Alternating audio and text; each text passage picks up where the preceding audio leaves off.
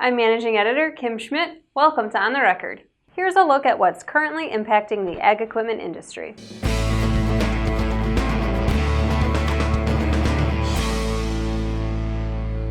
Nebraska's right to repair bill is garnering a lot of attention. On one side of the debate are dealers and OEMs who argue only certified and trained technicians should be allowed to service today's highly sophisticated and technical equipment.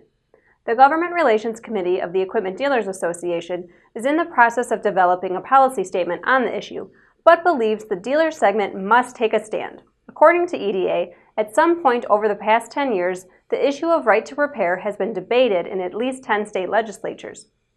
Natalie Higgins, Vice President of Governmental Affairs and General Counsel for EDA, told Ag Equipment Intelligence, "Dealers work hard to keep their customers safe. We think that everyone who services equipment should be required to have the training and expertise to do so safely." She adds that improper repairs or modifications can void equipment warranties and/or violate applicable safety or environmental laws. These are serious concerns for our industry, Higgins says. But there are two sides to every story. Kenny Rolfson of Abilene Machine, a replacement parts distributor, contacted us with an opposing view. He argues that if the bill doesn't go through, it will hurt independent repair shops' ability to move forward into the future as businesses. My main case would be the auto industry and truck industry has been doing this for quite some time. I don't see why there's an exclusion when it comes to ag equipment. For example, AutoZone or Napa or places like this, they have access to their diagnostic tooling. And we're talking about cars and trucks where the risk is so much higher, especially if they want to modify it. And then my second argument would be I feel as if some of the OEMs are hesitant because they would feel liable if some modification had caused an injury, for example. But just like in the auto and truck industry, that doesn't make them liable for it. A modification to the pre-existing standard is obviously not recommended, and it's not insurable. Dealers on the move this week include Berkey's Farm Store, Western Equipment, and Atlanta JCB. Berkey's, a full-line Case IH dealer based in Champaign, Illinois, reached an agreement to acquire Farm Pride, a group with 5 locations across Illinois. The acquisition is expected to close by mid-August. Western Equipment in Clinton, Oklahoma, has acquired Ray Lee Equipment, a John Deere dealership with 6 locations in Texas and New Mexico. The ownership change will be effective November 1st. Atlanta JCB of Marietta, Georgia, now serves as North Georgia's exclusive dealer for JCB agricultural and construction equipment. Now here's Jack Zemlicka with the latest from the Technology Corner.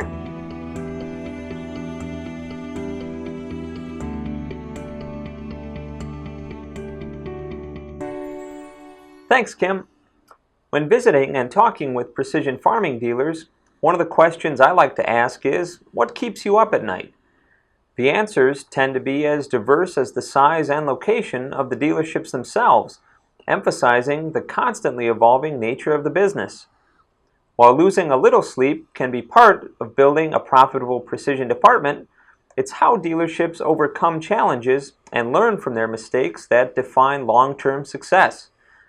Earlier this year, more than 100 different dealerships and companies gathered to share, learn, and network at the first ever Precision Farming Dealer Summit. The sold-out 2-day event put dealers in a learning-intense environment to discuss actionable, revenue-generating precision farming strategies. It certainly opened our eyes that this is an incredible opportunity for our dealers. In addition to selling and servicing equipment, Precision Ag gives our dealers a new opportunity for revenues to help build their business and have sustainable growth over the future. This January 9th and 10th in St. Louis will present another opportunity for precision farming retailers to gather at the second Precision Farming Dealer Summit.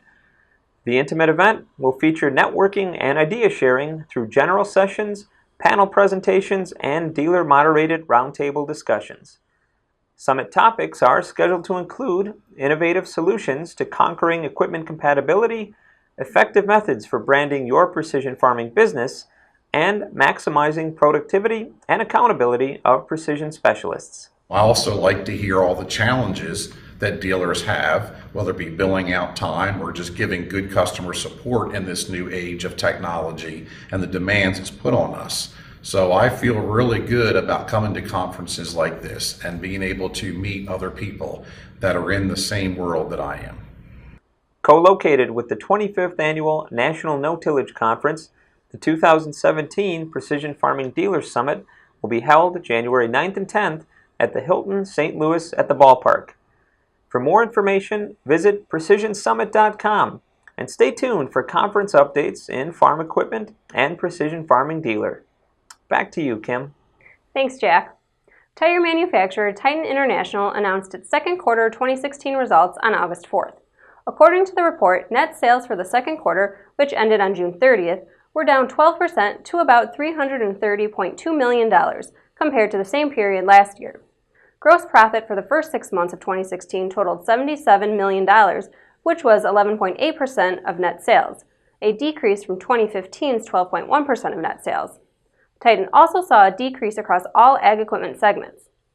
Titan Chairman and CEO Maurice Taylor said, "Second quarter has some good news, some not so good news, and some great reasons to be optimistic."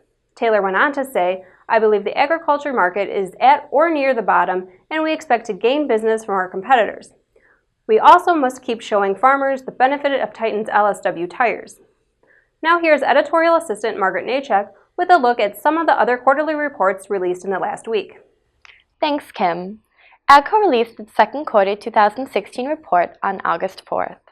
It reported a 3.6% decline in net sales from $2.1 billion in the second quarter 2015 to $2 billion in the second quarter of 2016. North American net sales for the quarter were down 10% and down 11% year-to-date. AGCO forecasts that net sales for full year 2016 will reach $7.2 billion, with North American sales expected to be down 10 to 15%. Trimble released its second quarter 2016 report on August 2nd. The company saw increases in revenue despite the relatively low demand for agricultural equipment in the global market. Second quarter revenue was up 4% to $609.6 million compared to the second quarter of 2015. Revenue for the Field Solutions division, which includes sales of ag equipment and systems, was flat at $87.1 million. President and CEO of Trimble, Stephen Berglund, said, "Second quarter results were consistent with expectations and reinforced the trend toward higher revenue growth. Although Brexit and the outcome of the U.S. elections have introduced new uncertainties, we continue to anticipate higher growth in the second half of 2016, which is expected to carry into 2017. He adds, "Our belief in the medium to long-term picture for agriculture remains buoyant as it utilizes more data and information for making decisions. We believe we currently have both unique insights and an advantaged participation in the market. A key element of success will be the go-to-market strategy to bring these capabilities to the farmer." Actions during the quarter included the establishment of a new organizational structure which more clearly differentiates our agricultural software and information capabilities from sensor and hardware applications and enables tighter market focus. In addition, we further enhanced our go-to-market capabilities by announcing a number of new Vantage dealers. Trimble expects third quarter revenues to be between $587 million and $617 million, compared to revenues of $562 million during the third quarter in 2015. Alamo Group announced second quarter earnings on August 4th. Net income for the quarter increased by 8.8% to $10.6 million, while net income for the first half was up 12.6% to a record $19.2 million. Second quarter net sales decreased 2% and net sales for the half were flat.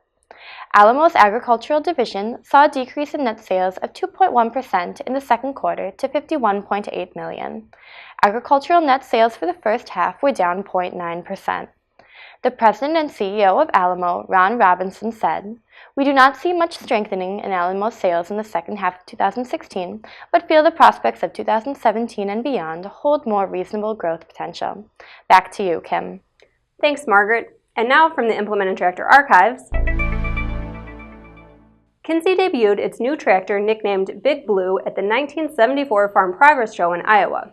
At the show, Kinsey owner John Kinzenbaugh appeared to get his new equipment stuck in the dirt, causing the crowd to talk and believe Kinsey had failed with the behemoth tractor.